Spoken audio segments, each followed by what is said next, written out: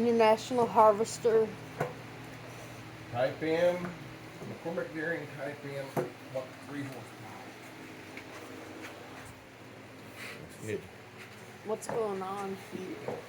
So I'm putting in the piston. Got the piston in, and I'm trying to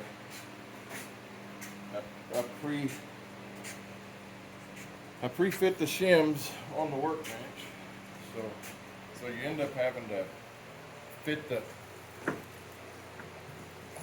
you have shims between the main bearings and the crankshaft, and you have shims between the connecting rod and the crankshaft. So to put the piston in, you got to do everything through this hole in the back, so it's easier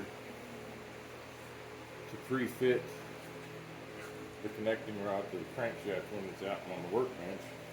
And I just did that. So now I'm got them tight. So now I'm gonna put the castellated nuts on top of the other nuts, the jam nutted essentially, and then I'll put cotter pins in, and then I'll have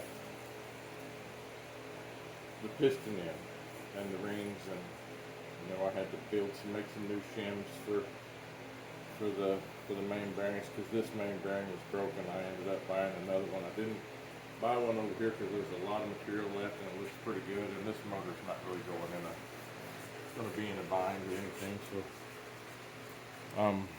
the crankshaft's a little ugly. It's got some spots, but it's a 90-year-old engine, so, or 93-year-old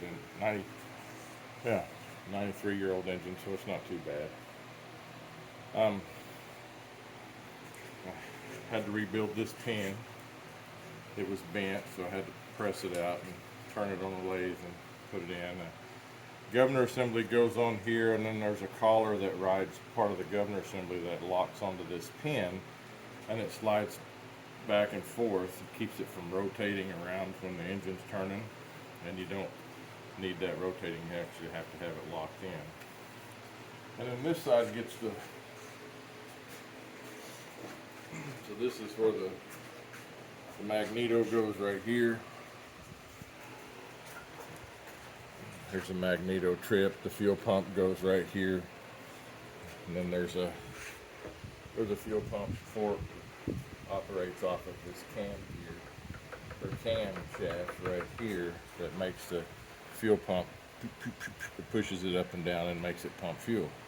So I had to rebuild it, and I rebuilt the little pickle fork that runs the pump was really worn, so I brazed it up and got it flat again like it's supposed to be.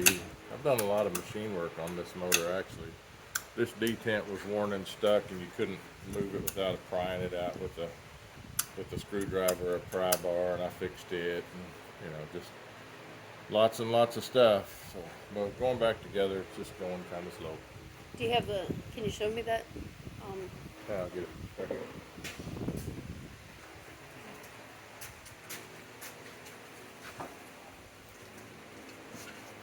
So the fuel pump has a plunger that this rides on, and it pushes it down, and it pushes open. This is what pushes your rocker open too. So, but it was worn kind of in a deep V in here, and I just brazed it and then flattened it out again. It's not perfect, but it's good enough for what it's going to do. And this keeps that plunger from pushing at an angle and wearing the inside of the fuel pump faster. And this essentially this goes right here, and this roller rides on this cam gear. And when the cam gear goes forward, it pushes this forward, and this pushes your exhaust rocker, and that opens your exhaust valve. So, thanks for watching.